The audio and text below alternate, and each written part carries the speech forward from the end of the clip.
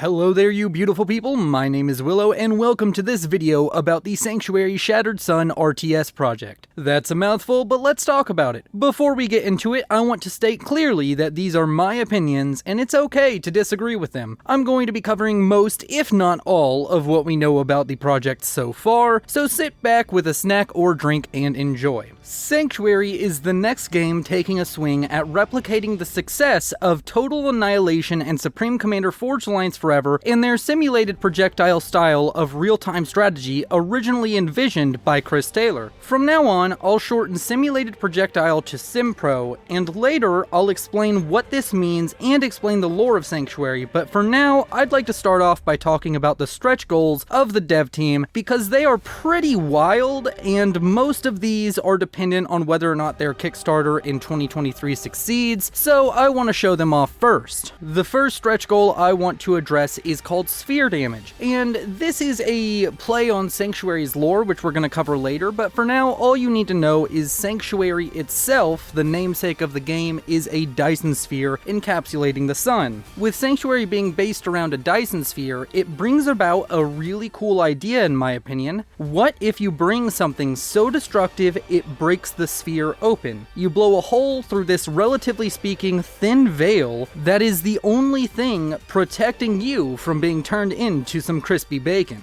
Well, that's what the devs over at Sanctuary are planning to bring to the game. As far as I understand it, this will not be a very common occurrence, and a weapon strong enough to do this level of damage is going to be extremely expensive, but the idea of being able to change the map through gameplay is quite fun, and while the concept isn't new, other RTS have tried to use this mechanic in the past, such as Planetary Annihilation and their planet-destroying weapons. This one seems unique in that you're only destroying a small segment of the map instead of basically removing one of the multiple maps like Planetary Annihilation has. I've not quite seen a system like this before, and it has some really cool implications. Imagine you are losing a fight really badly, you're hemorrhaging units, and the enemy is seconds away from breaking down the door of your base and destroying you. You saw this happening slowly, and you decided to throw all of your economy and resources into a sphere-breaking device to literally take the ground underneath their assault. It sounds really awesome and like a cool mechanic to play around,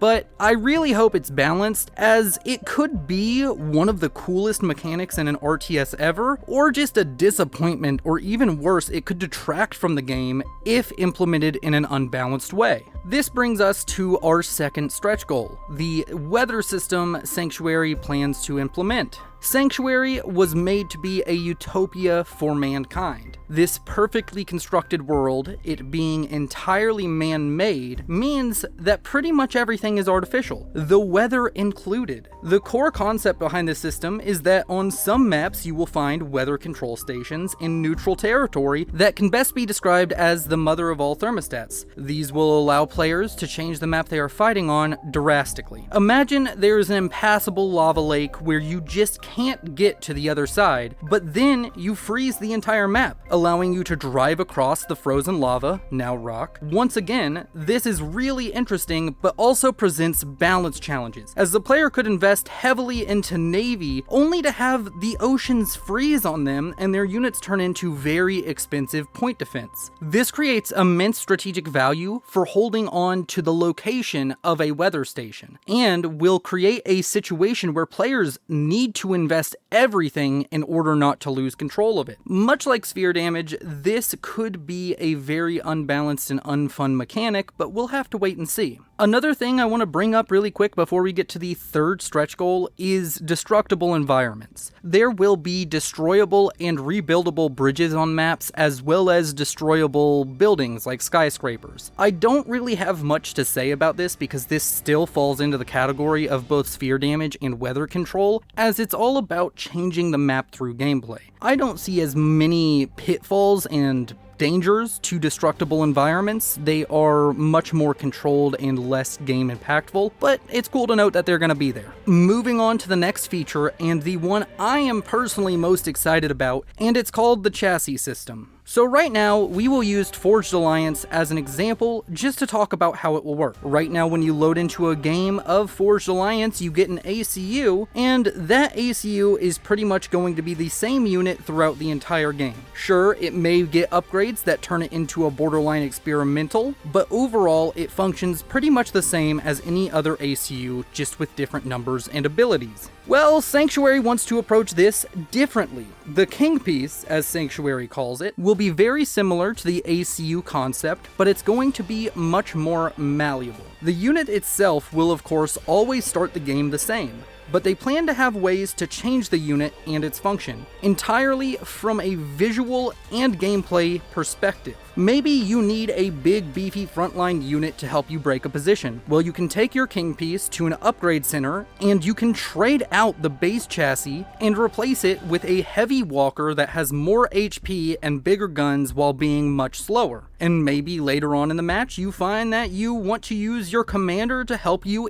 in your navy efforts. Well, that's no problem. Head over and switch to the hover tank chassis and go out and conquer the seas. Each chassis is going to have its own upgrades, but unlike FA, there will only be a few to choose from, as the chassis itself is almost like choosing an upgrade. Also, the examples I threw out aren't necessarily going to be in the game. I'm just letting my imagination run wild and thinking up cool chassis ideas. Honestly, if there's one feature that I'm crossing my fingers to see in the game, it's this one, and I don't have to cross my fingers because this one is confirmed to be in the game regardless of Kickstarter success or failure. The final feature reveal I want to talk to you all about is Second Wind. It's basically death protection for the King Piece. Take a bad fight or overextend alone with the King Piece? Well, it's not necessarily the end of your game, because Sanctuary plans to implement a system wherein your King Piece goes dormant the first time it gets reduced to 0 HP and gives you a chance to use your units and maybe ally support to save it from danger. As with anything else in a project this early on in development, there aren't too many specifics on how it will work, but in theory, it's a great way to negate some of the less fun gameplay we see in similar titles. I've got mixed feelings about this. On one hand, it's really not fun to be sniped or to even snipe in my opinion, but also this may lead to abuse and once again just needs to be balanced well. So that's it for the stretch goals. Let's go ahead and get into the lore and core mechanics that are going to make Sanctuary a true spiritual successor to Supreme Commander and Total Annihilation. Let's go ahead and jump into the lore. Sanctuary Shattered Sun is a game set in a future where humanity has achieved one of the greatest accomplishments imaginable for a stellar civilization: the construction of a Dyson sphere. It's a structure built around a star designed to capture most or all of its energy to generate power. The power generated by a Dyson sphere is unimaginable, more than 1 trillion times what we produce today.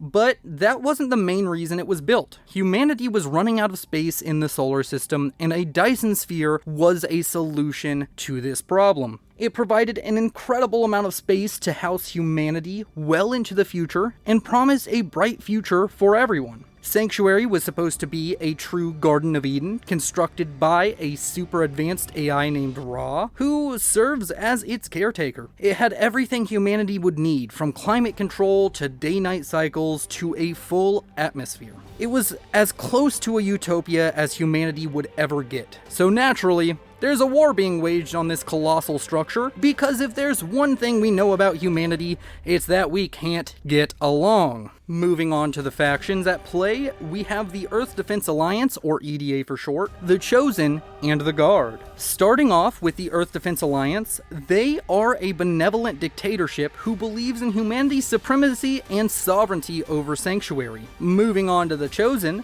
they are a group of transhumanists who have uploaded their minds and consciousnesses into a computer substrate and effectively ascended their mortal bodies. They've become synthetic humans living with no fears of disease or old age. This led them to changing their values and priorities away from physical things to align more with placing value in ideas and concepts. These digital individuals try saying that 5 times fast, took up jobs in administration and governance. But over time, as the Chosen started monopolizing these positions, resentment grew within the human populace. The EDA wanted more traditional human representation in powerful positions, while the Chosen felt humanity required their guidance to flourish. When disaster struck and the moon crashed into Sanctuary, both the EDA and Chosen were quick to blame each other for the catastrophe. With this, the broiling tensions erupted into all-out war. This brings us to the Guard. They are a group of AIs created by Sanctuary's caretaker Ra after he determined the only way to stop damage to Sanctuary itself was through direct intervention. The Guard's mission is to protect Sanctuary by pacifying both factions